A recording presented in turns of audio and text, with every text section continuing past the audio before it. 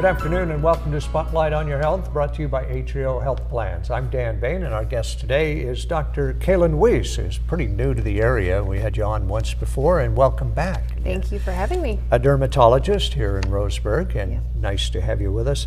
And what we want to talk about today is kind of a wintertime thing, I guess, is eczema. Yes. And tell me what it is, first of all. Well, first of all, eczema is a confusing term. A lot of folks use it interchangeably with the word dermatitis, but really when we're using the term eczema, what we're referring to is sort of a group of diseases, all characterized by sort of ill-defined areas of redness, scaling. Sometimes you can even get blisters. It's usually pretty itchy, can be stinging or just uncomfortable. The most common type of eczema, though, we see this time of year is just related to dry skin. So do we know what causes it? Is it just the weather, or what would It's cause sort of it? a combination of things. First of all, when the weather drops, when the temperature drops outside, the humidity also drops. And then to make things worse, we also kick on our heaters, which drops the humidity in our homes. And the way that your skin works is it actually loses moisture naturally throughout the day. That's normal. That's going to happen no matter what you do.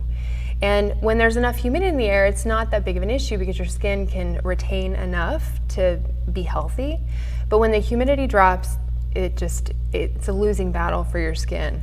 And so that's why in the wintertime it's such a big problem. So this is not a contagious disease. It's not like if you have it on your hands or something, you're not going to give it to somebody by shaking hands with them or something like that. Right, exactly. No, it is not contagious. Anyone can get this type of eczema in the wintertime, even the best of us, those that use moisturizers all day, every day. So if you get it, can you eliminate it, or do you just control it, or how does the treatment work?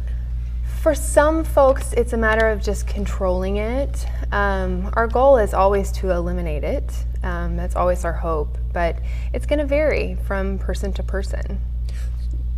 So why is that? Why would it vary from person to person? Is there a medicine that can control it, or are some people react differently to the medicine, or what's the deal? The most important treatment is using moisturizers. Something thick, something so thick that you have to scoop it out of a jar.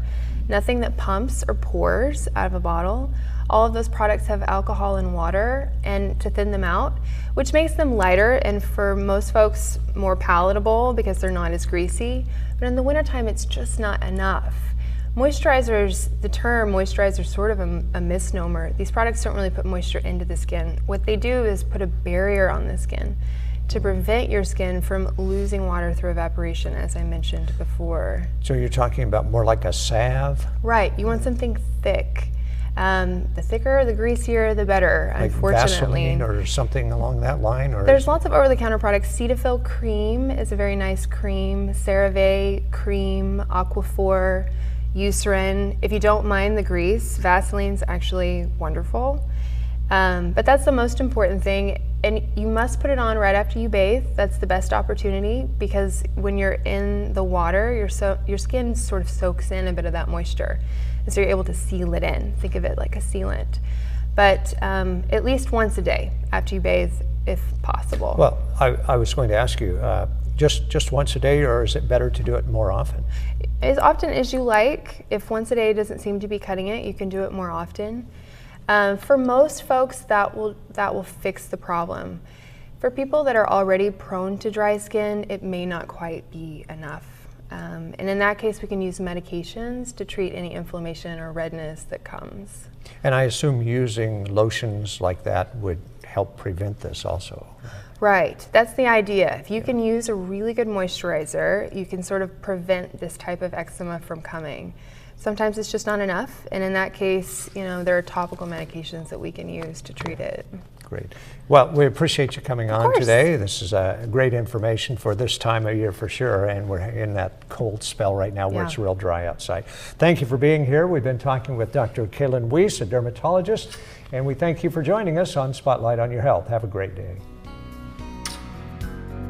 Spotlight on Your Health is brought to you by Atrio Health Plans.